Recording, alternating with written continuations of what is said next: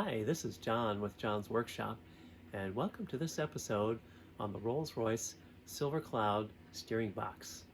This is the third of a three-part series where we're working on that box. It's a 1959 Silver Cloud 2 right-hand drive steering box. And in episode 2, just before this, we talked about all these parts and why all this is necessary for the power steering to operate properly. And in this episode, we're going to assess the tightness of the spool, and we're also going to look at the end load on the rocking shaft. We're also going to replace all the seals and get this box all back together. So the first step is to look at the side load on the spool when it's mounted on the shaft. I just assembled this similar to what it talks about in the manual outside of the valve body. Instead of putting all the springs in here, I just put four, like one on either side here, one on either side here. So there's 4 springs here, 4 springs here. Tightened up the castle nut here real tight with a pair of lockjaws, but just by holding this with my hand, so it's not super tight. These are the distance pins. They're just sitting in here, but the springs are compressing them, so basically they're kind of in there pretty good, but they're just placed in between there. But the springs that are here and here are compressing these plates, and that's holding the pins in between. So now we have the assembly pretty similar to what they describe in the workshop manual. I see that this takes very little force to move. I mean, it's just maybe a couple of grams worth of force there to push it. So I feel like pins are good, length, everything else seems good, but this force should be 1 to 3 pounds, and you can just see it's kind of almost like gravity is enough to get that to shift there. So we do have some wear. Suspect it's in those brass spherical washers. What they tell you in the workshop manual is if this is the case, you get a whole new valve assembly, which is all these washers, the spool valve, the valve body, and that all comes as a unit along with these pre-measured washers on either side. I don't think we're too worried about the side-to-side motion because that's got a float in there. Really, it's, I think, related to how much axial play there could potentially be in here if it's not completely grabbed. And you don't want it to be grabbed too tightly, but that, I think, is the problem we've got here, is we need to do something to add some amount of thickness here in the stack up. I ordered some 1,000th Shim stock stainless steel from Amazon and used some scissors to cut out. This is just a 1,000th washer. We're gonna give that a try to see if that tightens up the spool valve on the shaft. Here's how I'm going to assemble it for this test. I got the spool valve on here, spherical washer up here, regular washer, and now I'm going to put my fabricated 1,000th inch thick washer right here. So with this assembled in that 1,000th washer in there, I can tell this is definitely harder to move. I've got a scale here and a wooden block. And now I'm going to press on it. Oh, there, it slid up at about maybe a little over 3 pounds. Let's get another reading here. Oh, there we go. Try this again. Yeah, maybe 3.5 pounds, I would say, something like that. It's supposed to be 1 to 3 pounds. Oh, there it goes. So that may be sufficient. This is reassembled with the 2,000th washer up here just to check force, and I can just tell by pushing. This is probably about 10 pounds of force, which is even more than the scale will read. So the 2,000th shim is definitely too much. want to point something out when you're reassembling this that you got to watch out for. You might not necessarily expect this, but when this washer goes on here as you're assembling this, and I'm just sitting the stack vertical here. Of course, when you're actually putting this together, you wouldn't have this out here like this. You'd have the valve body around there. But when this washer goes on here, it ends up, it can slide around like this. So if it is not centered on here, when you go to tighten this down, it will just, so this is the stuff that goes on top here like this. It'll allow you to put it together like that, but the problem is if it's off like this, then this gets tightened down and you never really get any compression on the bearing, so these never really push together. But right now, the way it sits, the little springs that are in here are not compressed, but as we tighten this, they get compressed. Well, if you have this off to the side, then they don't get compressed. And in fact, in Ronnie Shaver's video, he took one of these apart and he found that this washer was off like this and was explaining why that can happen. So this is something to watch out for. You really have to make sure this is centered up when you put that nut on there and tighten this. So doing this vertically like this is a lot easier than if it's sitting horizontal and this thing, gravity wants to pull this here. So I would recommend doing this job when it's vertical like this. Here I have the unit all reassembled, except of course I don't have the rocking shaft on here, but it's all reassembled. And the purpose of this test is I'm going to be putting compressed air into the input port to see whether it's really centered, that spool valve is centered or not. You really can't tell unless it's all the way back together. And then here's the output port, kind of on the bottom. The way this normally sits in the car will be like this. So this is the one on the bottom that goes to one side of the ram, and then here on the top goes to the other side of the ram. And I've got the compressor set to just a small pressure, like 10 psi or something like that. So what I'm going to do is squirt in here. This is the return, and I can feel it coming out of here, which is the one side of the ram, and then barely anything out of over here. Maybe a little bit in the return, and if I cover that, I feel a little bit over here, but I certainly feel a lot more coming out here if I cover the return. So that tells me that the spool valve is pretty close to being centered, because we do have flow out of both sides, but it's definitely biased a little bit towards flowing more on this side. And that tells us a little bit about if we're going to shim, we might put a little bit more shimming on the back side here, moving it in this way to cut down on the flow coming out here when everything is centered up. Here you can hear the difference when I cover one port versus the other on how much comes out here. So here's the fast flowing port.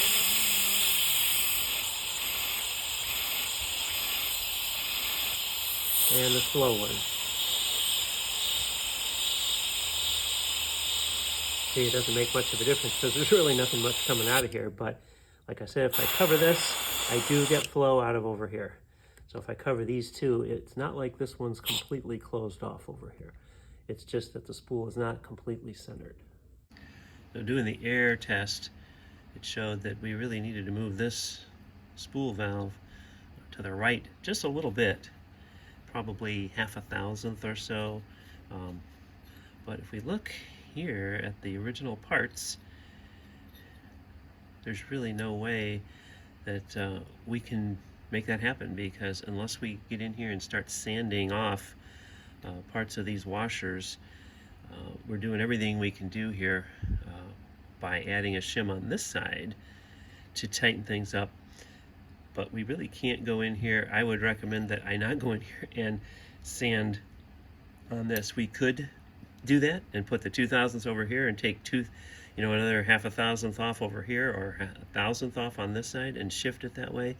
But I'm just afraid that would be moving it away from how it left the factory.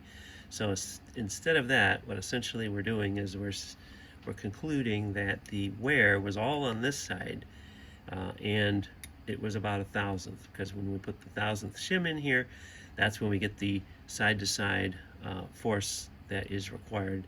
Actually, a little bit more than the 3 pounds, but it certainly takes it from almost nothing up to the 3.5 pounds that we were measuring. That's just outside of the range that is required. So the conclusion then is that this is the side that did all the wear, and that this side hardly wore at all, which I feel like this is going to get the spool maybe lined up a little better than it came from the factory. But again, I'm afraid to take off anything from the factory washers on this side, even though I still feel like it needs to go to the right a little bit. This is the bottom bearing cap. Tried to clean this up as best I can, but boy, somebody was in here working on this thing. The kind of folks you don't want working on your car, and you can see they really hacked this up. I tried to clean this off flat with a file. You can see they got in here and they tried to replace that oil seal. I think they're probably the same operation that got the pendulum lever off by one of these teeth when they put it back together. That was a fundamental problem why it wasn't steering right. But yeah, I got this cleaned up. This was the oil seal that was in here. It's not terrible, but it's the wrong one. See, it doesn't even have the metal case around it. The right part is, this is the part straight from Albers, 23344. I think that's what that is. And anyway, this is the right part right here. And you see it's got a brass metal housing. And so I have to work on trying to get that back in there, but just thought I'd show some of the damage that can be done by folks that maybe they're in a hurry or just were unsure of how to get things apart. But I had to work quite a while with a file to be able to get the cuts out of here so that I can get the new oil seal back in there. And the other thing I found too is on the rocking shaft here, even after cleaning this up, where that oil seal rides, this is actually pretty badly pitted. So I can't really believe the oil seal is going to work against that. Luckily, I think what we can do in here is not drive the seal all the way to the bottom. And if we leave a little gap there, then that should bring the oil seal up just a little farther and then contact the rocking shaft just above where all that stuff is, and there I think it can seal above that. So we're lucky in this particular case that I think we've got room to be able to do that in this lower cap here, where I just won't put it all the way to the bottom. First step in reassembly is replacing the O-ring here at the bottom of the steering box. This is UR 4209 is what that's supposed to say from Albers, so that, see, just fits right in here. Applying a little bit of power steering fluid, make sure that seals well. As I'm putting this together, I'm just noticing the nuts, like here, look at that, each nut has got those 3 circles stamped to it. These things are all precision made machinings here, holding the steering box together. I'm going to check the preload on the rocking shaft bearings here.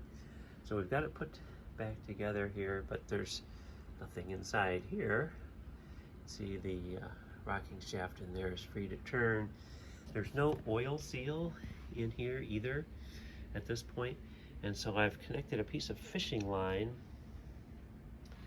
to the end here because I need to put a certain amount of force on that to see if it will move.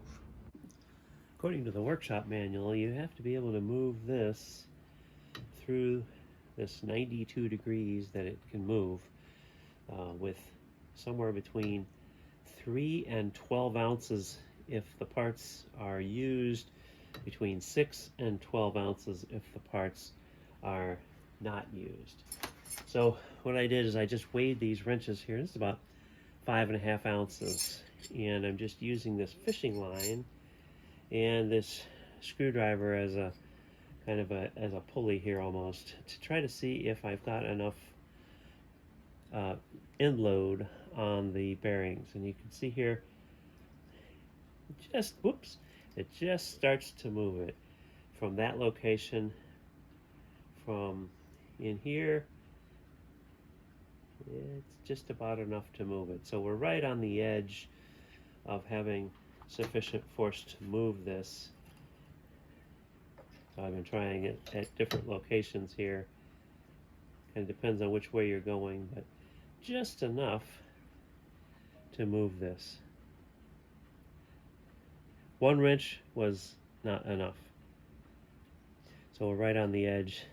Based on that, I would say that the preload on those taper roller bearings is just where it should be. No need to make any changes. So given the issue with the shaft that I showed earlier, I'm going to install this brand new oil seal, but I'm not going to put it all the way to the bottom in here, because if I leave it up a little bit, there should be room. You can see we've got almost a half an inch there that we have to work with, and you can see this is about 3/8. So if I leave it to the kind of the top of that half-inch deep well, then that'll move this up to a part of the shaft that's clean, and hopefully then that seals. I'm going to use a little trick that Ronnie used. He uses this right stuff, and what you can do is put this on the oil seal on the outside, especially in this case because I'm not sure if this is going to seal with all the hacking that was going on down here. So I'm going to try to use this to make sure that it does actually seal in there. Got a socket of just the right size. Actually, the socket won't go down in the hole there, so that will prevent me from getting it too far in there, but hoping I can just drive it in to flush.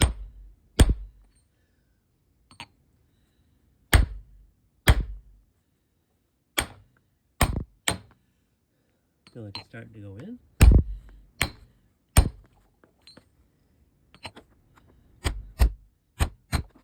Making progress.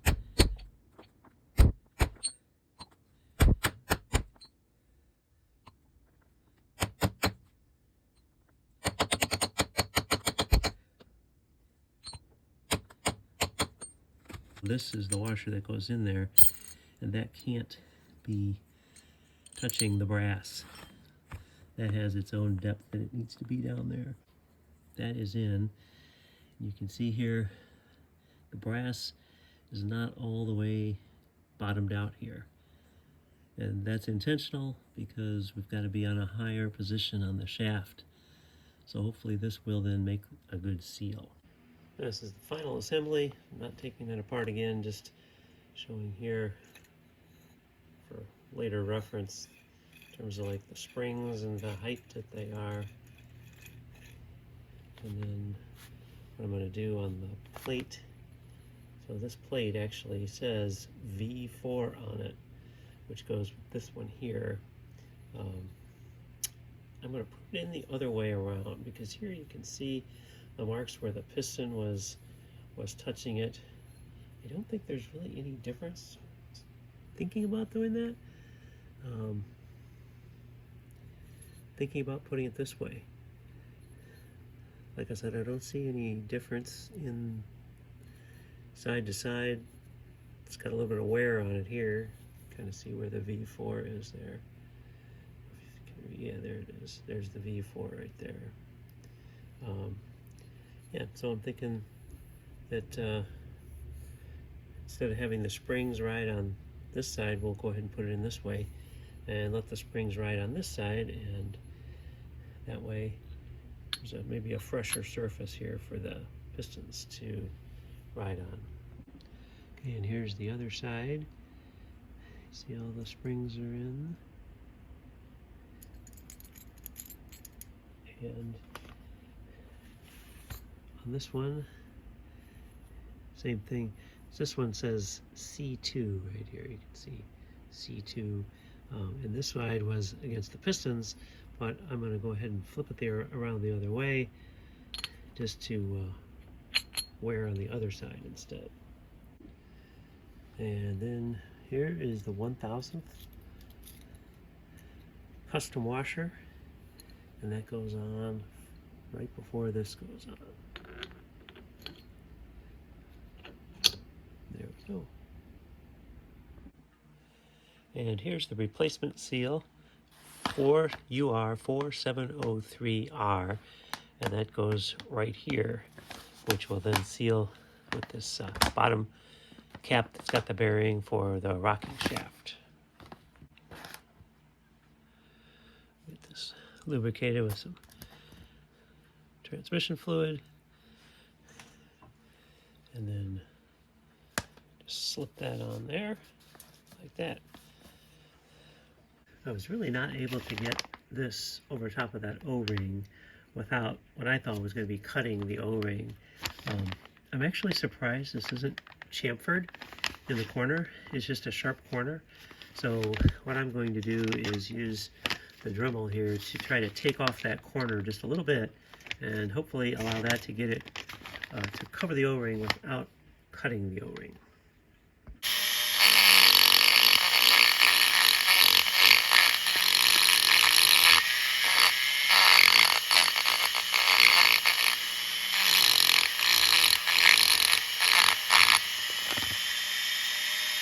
So I went around with the Dremel tool and sort of broke that corner here. You can see here where I was grinding around, and I'm hoping that that will be enough that I can get this to press over the O-ring without cutting it. I put some of this red rubber grease on that corner, and then also all over the O-ring here. I'm going to give this a try and see if this will maybe allow that to press over top of that O-ring and compress it. Oh, I just felt it go down. Question is, did it cut anything? I didn't really have to push very hard compared to what I did before. So I guess the only way to really know, I hate to do that, is to take this back off again.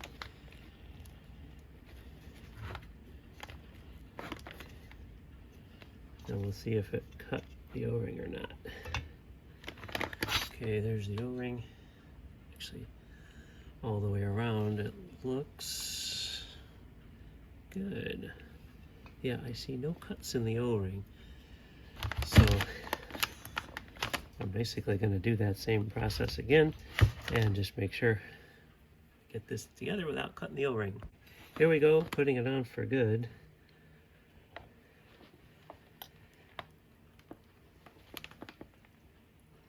Just kind of rotating and pushing just like before, and boom, there it is. Oop, on that side, and there it is on that side. Okay, feels pretty tight on there, and we'll find out, but hopefully that is making a good seal. Next, I'm replacing this O-ring here. This is a UR 1697R.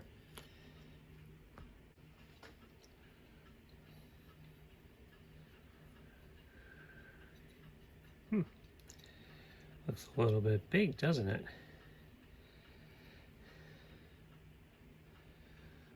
Well, the parts may not be correct. The parts, well, that looks like that's going to be a little bit tricky to get that to stay in there. There we go.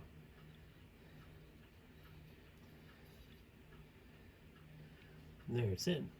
When I'm putting the needle bearings in here, I'm just using a little bit of this fairly thick grease, kind of pastes them in there temporarily.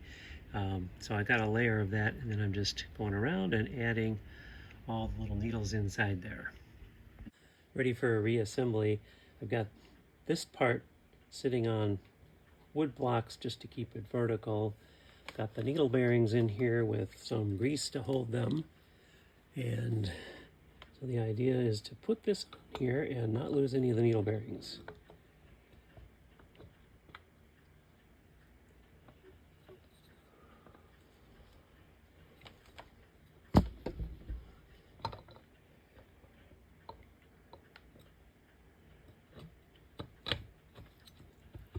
And success. There it is. None of them came out. Now for the plug that goes in the cam tube. You can see here's the old one, and the replacement is this 6204 here, right there. Just wetting that a little bit with the power steering fluid, and pop, there it goes. And now the little snap ring goes back in there.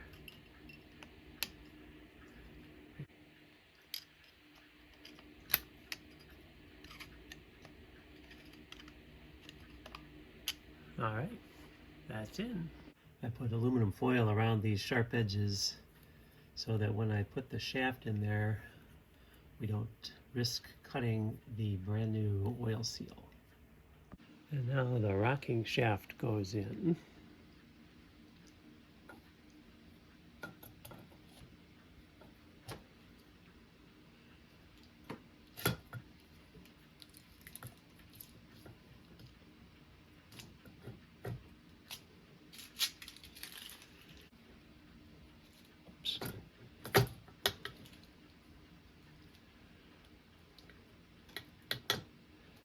I'm going to pour in a little bit of transmission fluid here because I want to check and see if the oil seal can just hold the pressure of gravity here. So I'm going to fill this up and make sure that I don't have anything dripping out before I get this all back together again.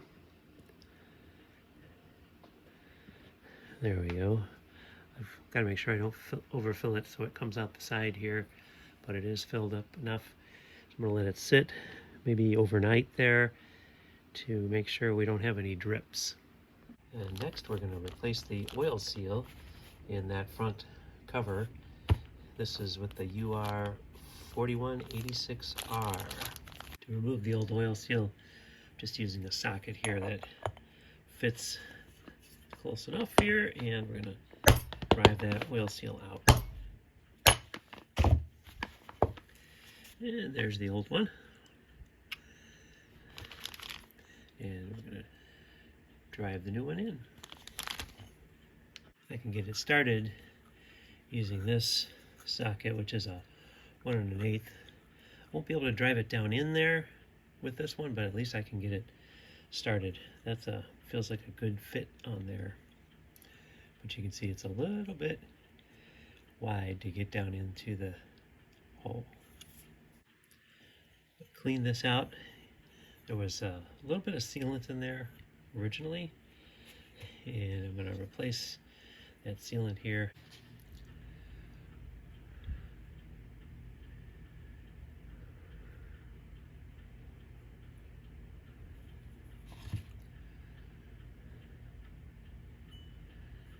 Spread a very thin layer.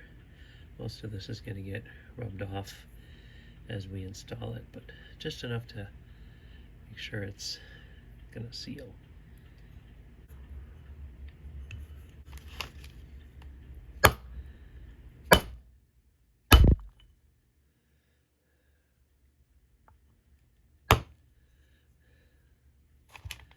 Alright, and then I've got this socket which will actually go down in there to drive it all the way home. You can see it's not quite all the way in there.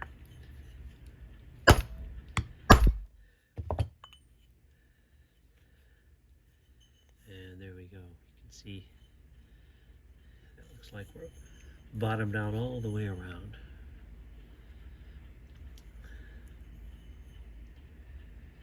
And we've got another UR 1697R O-ring that goes in here, and just to make sure this stays in place, put a little bit of this red rubber grease on here, kind of almost like a paste to keep it in there.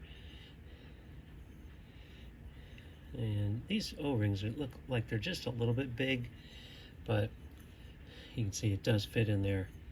Maybe it's not perfectly sized, but pretty close, and then I'm just using a little bit of grease to try to make sure that stays in there. This is just a test fitting, so I have not bent the tabs here just yet, so I want to make sure everything is working well. But what I'm going to do first here is put a little bit of transmission fluid around where the oil seal is going to go that we just installed. And then we've got our O-ring with the grease there to hold it in place while we do the install. And this will slip right on there, just like that. Next is the end cap, and it gets another one of these 1697R O-rings. Same approach here, little red rubber grease to help keep that O-ring in there while we're installing.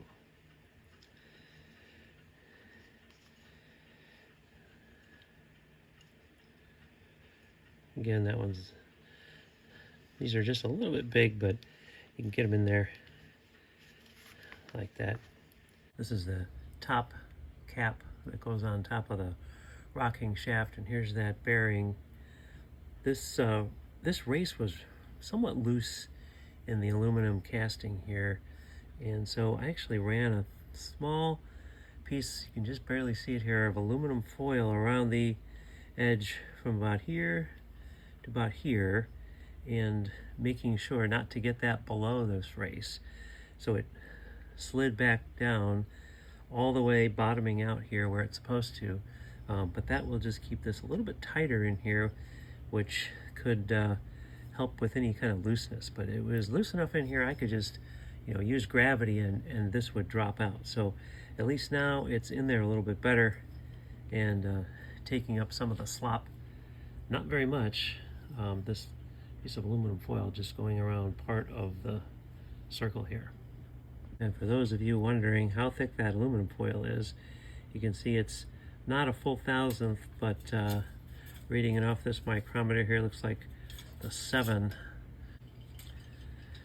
So that would be 0.7 thousandths of an inch, or 0.0007 inches. So not very much, it's pretty thin stuff, but just enough to tighten this race up in the casting. And this cap gets a new O-ring, and here it is. It's this UR4210. Okay, wetted this with some transmission fluid, and this should fit right down in that groove, just like that. And now this is ready to go back on. What I'm finding when I'm driving this top cap on is that that O-ring is actually looking like it wants to get cut. So I'm just using the nuts here and slowly pulling it in, and then meanwhile kind of using a screwdriver here to just push a little bit on that O-ring just to make sure that it's all the way in there to try to keep it from getting cut. I've adjusted the tightness, and here you can see the bottom bearing from the right hand side. You can see it's 4 and almost all the way to the 5, maybe 4 3/4 or so.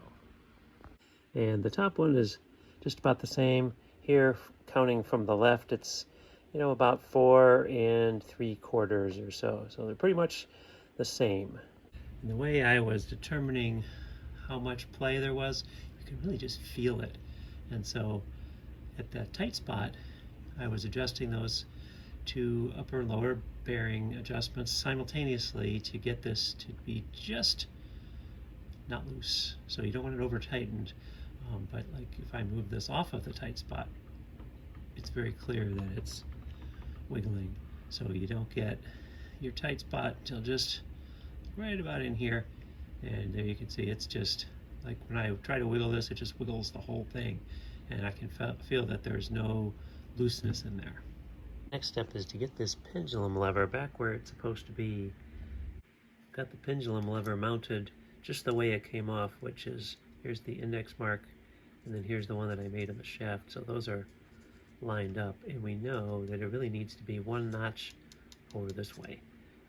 But when we do that, the tooth that I marked here, you can see the mark here, when I pulled it out of the car is no longer going to be the right tooth to have in that position once we fix the pendulum lever location. So we've got to figure out which tooth needs to be here when we go to put this back in the car.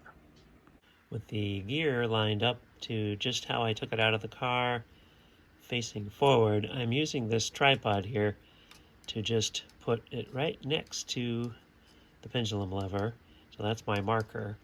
And then when I take the pendulum lever off here, I will be able to move the gear right back to this position, and that'll give me my new location for going straight forward.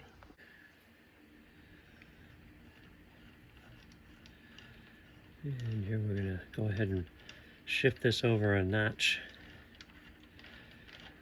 I've just got this on here hand tight, and there we go, and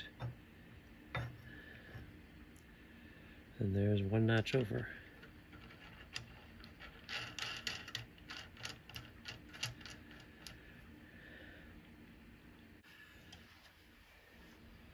And now I'm cranking the gear back towards the reference point. And when that just touches, that should be right there, is where the straightforward position will be. To get that to line up, this tooth was right here, so I ended up turning it this far to right where it is now to get to the tight spot and the straightforward position, which means I now need to mark this gear here as the tooth. I'm looking at a black mark I have behind here to determine that this is now the tooth that needs to be marked, and this is the way it needs to get installed in the car.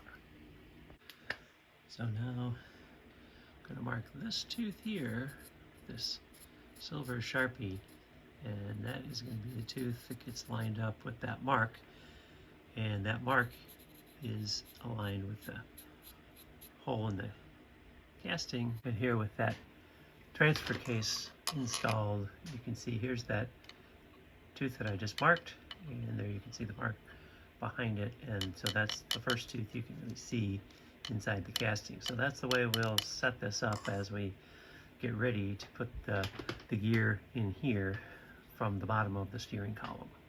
I've also put just a tiny little groove right there with the Dremel tool, just to make sure, in case this silver Sharpie wears off, that we know exactly which tooth we're talking about.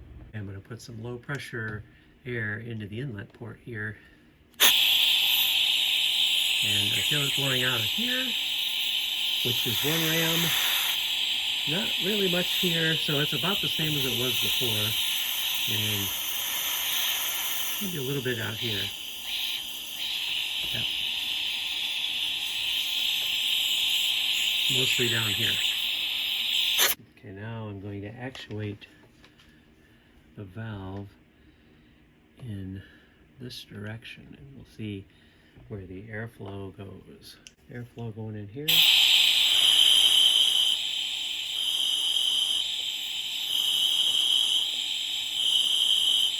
So you can hear it coming all actually down the bottom port.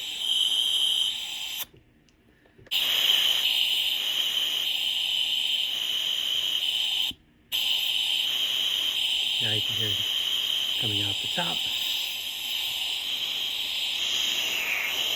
There you go. But the neutral position definitely has more flow from the bottom ram than it does from the top, even though there is still some there. If I cover this, I can feel it coming out the top.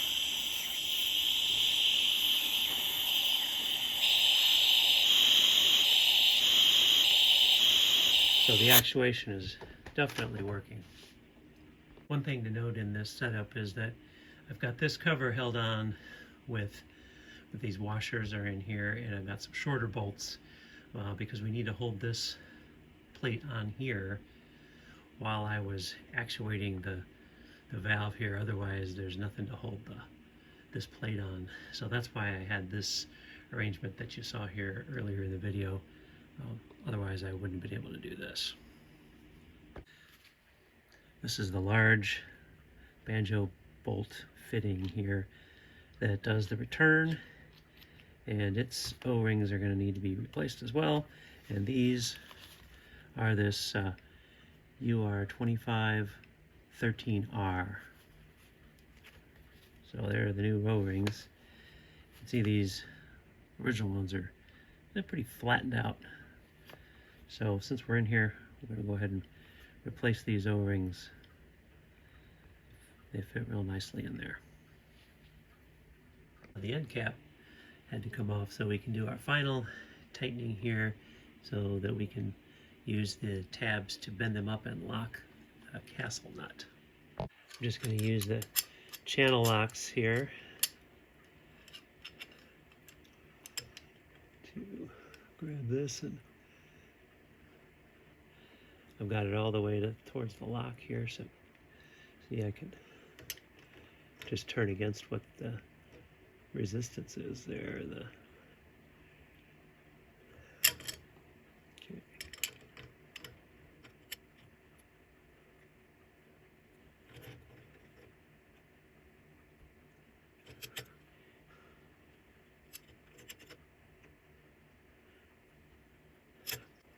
That's nowhere near as tight as it was when I got it. That seemed over tight.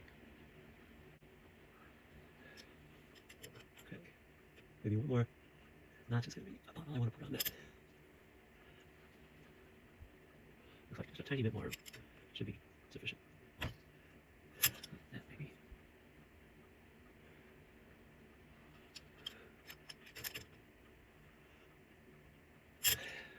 Now it's time to bend these tabs up.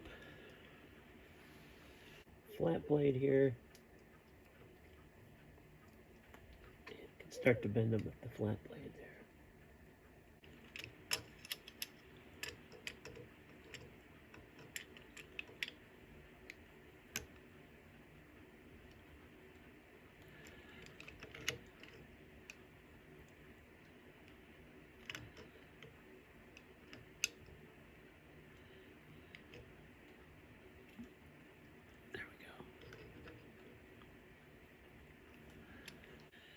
Final tap with a small chisel here to just get that all the way down.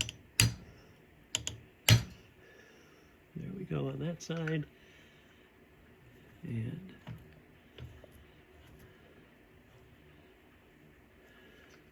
the other side down too.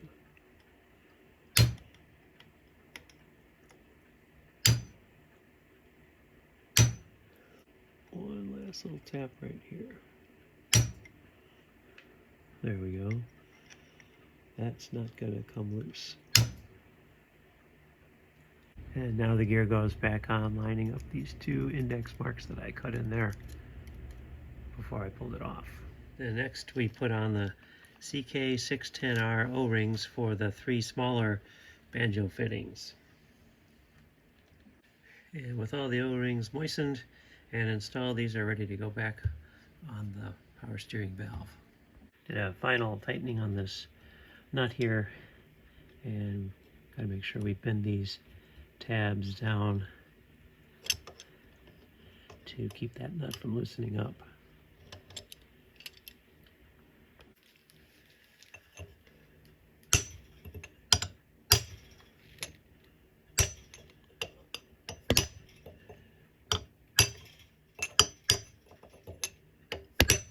And there's that side. That's not going anywhere.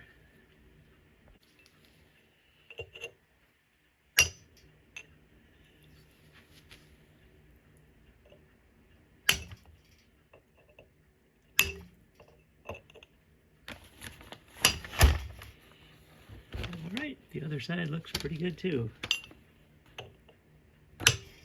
There we go. So now the nut is secure with those tabs all bent up, all four of those. Next is the shock mounting rubber piece here. So this is the UR8149R which is the upper one, and it's the shorter one. The other one, which is this one here, 8148R, is the longer one, and it's supposed to be for the bottom. Got some soapy water in this glass, and just going to try to use that to help get this on here.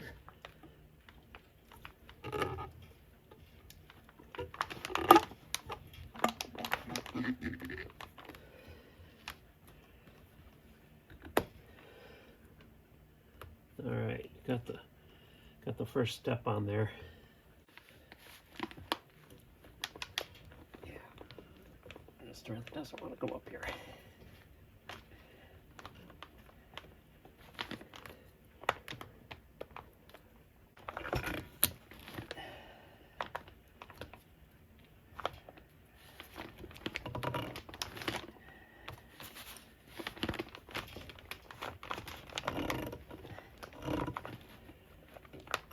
There we go. Starting to go.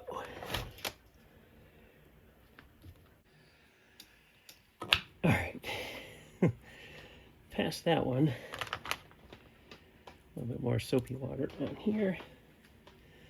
Got to get it over this one here.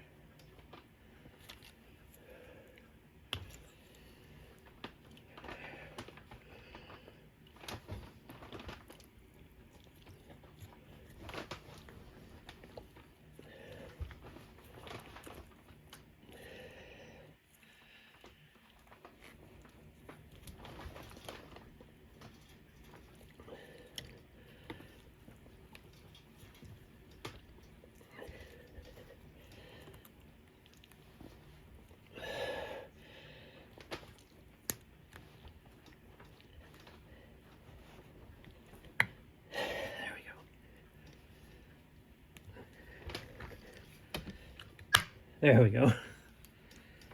All right, that was a little struggle to get on there, but it's on there now. Now for the top one.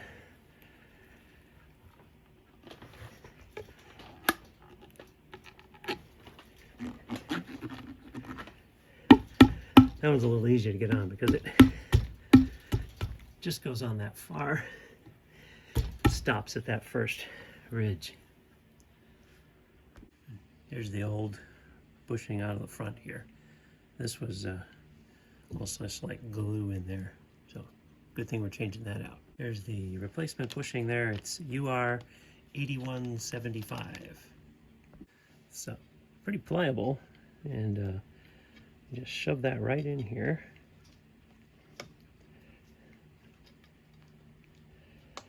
Don't even need soapy water or anything. And then here's the insert, and there we go. If you're still watching, thanks for hanging in there throughout this whole video. I did want to summarize a little bit here of what did we do in the video. All the rubber parts were replaced, including these mountings, these three. All of the O-rings were replaced, so new seals. But the major things that are changed here are, first, we found the pendulum lever was off by one tooth. That was the major issue. In addition to that, changed the location of this oil seal on the racking shaft, moving it up just a tiny bit so that it would contact a smoother part of the shaft that wasn't pitted. And then the final thing was that the spool valve inside the power steering valving was a little loose between those plates. Added a 1,000th shim somewhere in here, about here, to try to get that clearance back to the way it was. So this is ready to go back into the vehicle. I am leaving this off. We found it was very difficult on the right-hand drive car to get this box out of here with this unit on. When it's left-hand drive, there's really nothing in that wing under the essentially the fender there, and you can just pull the box out. On the right-hand side, you've got to deal with the heat exchanger, and so it's very difficult to get it out of there. So we're going to put it back like this, and then put this on once we get it there installed. And then I've got a couple of new seals that are going to go, one here and replace this one. There's also one that goes inside the basically the top cover here that is now connected to the bottom of the steering column, as well as there is an O-ring that goes around this bearing cap, which goes here. So those are the new seals that we've got ready to go in. It's ready to get installed into the car, and I think I might shoot a short clip once we get it in the car just to show you how it does. So thanks for hanging in there. Thanks for watching, and see you in the next episode.